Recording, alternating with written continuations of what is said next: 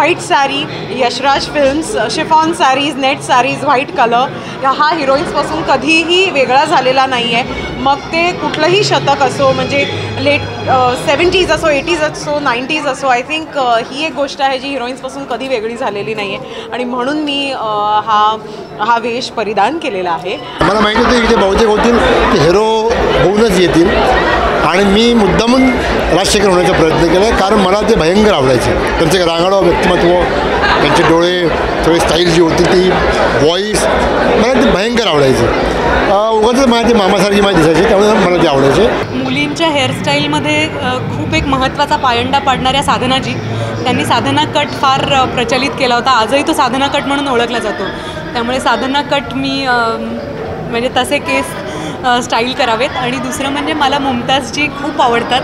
त्यांची घट्ट साडी नेसण्याची पद्धतही मला खूप आवडते. तर साधनांची हेअरस्टाईल आणि मुमताजजींचे कपडे असं एक स्टाईल स्टेटमेंट मी केलं आहे. दीवार बच्चन साहेबांचा जो लुक आहे तो लुक कॅरी करते. अर्थात ऑल टाईम फेवरेट फिल्म आहे माझी आणि अर्थात बच्चन साहेब जे आयडल आणि खूप आवडता रोल, सगळे सुंदर उत्तम फिल्म आणि त्यामुळे एक इच्छा होती की असं एक कॅरेक्टर करण्याची इच्छा आहे. पण आता ते मिळेल तेव्हा मिळेल. पण सध्या लुक या झीच्या नॉमिनेशन पार्टीच्या निमित्ताने मला मिळालं कॅरेक्टर.